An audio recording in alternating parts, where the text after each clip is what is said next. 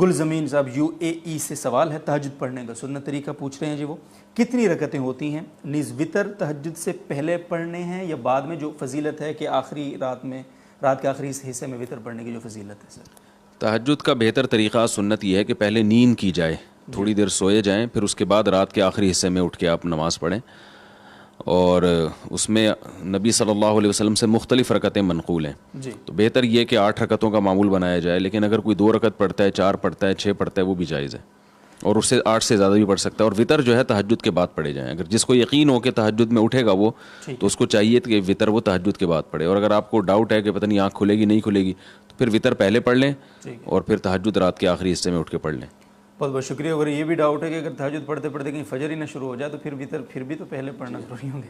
بہت بہت شکریہ۔ ابو مبشر صاحب کشمیر سے پوچھتے ہیں، ایک شخص دبئی میں کسی کام کے سلسلے میں گیا، وہاں سے وہ جدہ گیا، جدہ سے وہ مکہ مکرمہ چلا گیا اپنے والدین سے ملنے جو کہ عمرہ کرنے آئے ہوئے تھے۔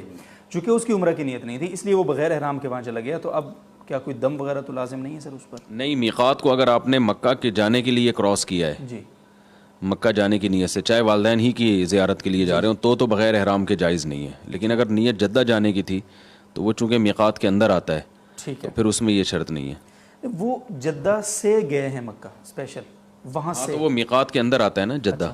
ٹھیک ہے، بہت بہت شکریہ۔ شاہ رخ احمد صاحب کراچی سے پوچھتے ہیں، کیا سوتیلی ماں کے لیے سوتیلا بیٹا اور سوتیلے باپ کے لیے سوتیلی بیٹی محرم؟